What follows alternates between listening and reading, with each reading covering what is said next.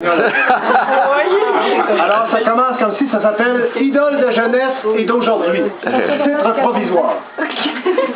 Je connais plusieurs Argentins. Enfin, quelques-uns.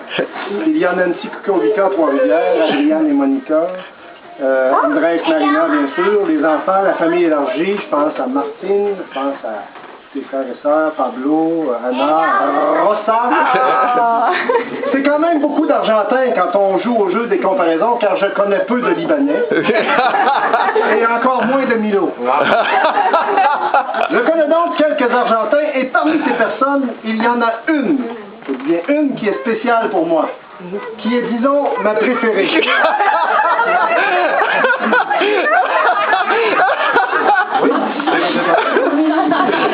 C'est ma préférée, sans doute parce qu'elle est plus proche de moi. Mais ces derniers mois, je l'ai senti s'éloigner. Souvent loin. Très loin, Noranda. Je m'éloigne du sujet, là. Où on est beige, non? Ah oui, une personne que j'aime beaucoup, même si elle était exilée en Abitibi, elle a quitté dans son chum pour aller vivre son trip, tout ça.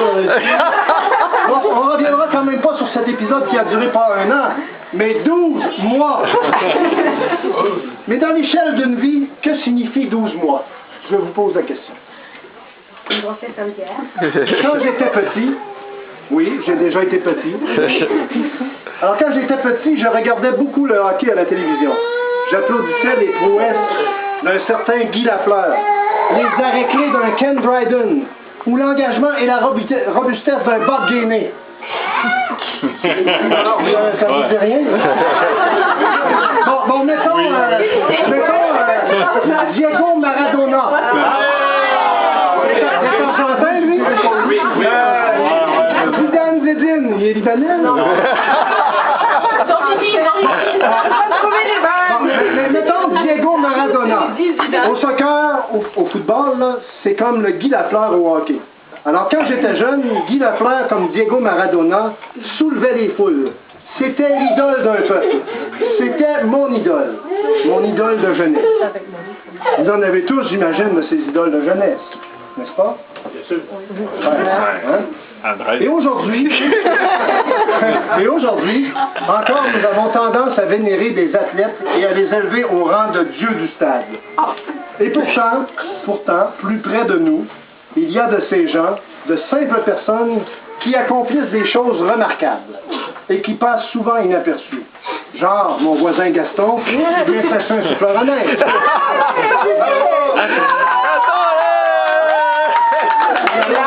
Et c'est pour ça que le tabarnak d'hiver s'entend à s'en aller. Sérieusement, il y a près de nous des gens qui accomplissent des choses extraordinaires, des gens qui s'accomplissent. Ici, dans cette pièce, jusqu'à temps que ça s'écroule, il y a une de ces personnes. Et ce n'est pas un dieu du stade, mais plutôt une déesse à un stade avancé. Marina Komamala Torres. Désolé. Alors Marina, pour ne pas la nommer, vient de compléter un parcours atypique qui aura exigé de la détermination, du courage et surtout de la volonté. Beaucoup de volonté. Marina caressait un rêve de jeunesse et elle s'en approche drôlement avec la fin d'un long stage en médecine à loin, Noranda. Loin de la famille. Loin de la famille, loin des amis. Loin de son amant, Eric. En fait, il y en a 2. Je ne m'étendrai pas longtemps sur les nombreux sacrifices qu'elle a dû faire. D'ailleurs, j'aimerais mieux m'étendre sur le sujet principal. Je disais donc, je ne m'étendrai pas longtemps sur les nombreux sacrifices qu'a dû faire Marina. Et, oublions pas son chum Andrés. C'est colossal. Mais c'est maintenant chose du passé. C'est terminé, comme écrivait Marina dans son email hier. C'est terminé. Et ça, elle a écrit ça avant d'éteindre son ordinateur et de le ranger pour l'amener dans l'auto avant de s'en aller aujourd'hui ce matin pour Sherbrooke. C'est vrai. Alors, donc, on est en état de l'eau. C'est terminé. C'est terminé.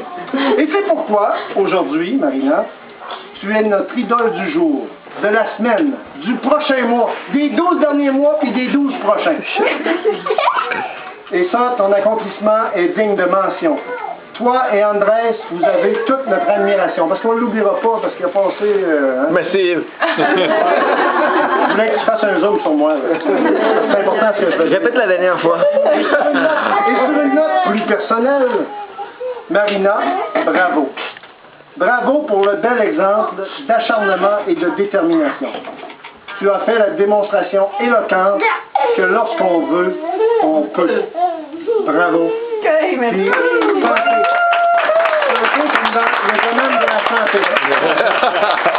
Bravo, Marina. Pas trop pour travailler. Nous avons du travail.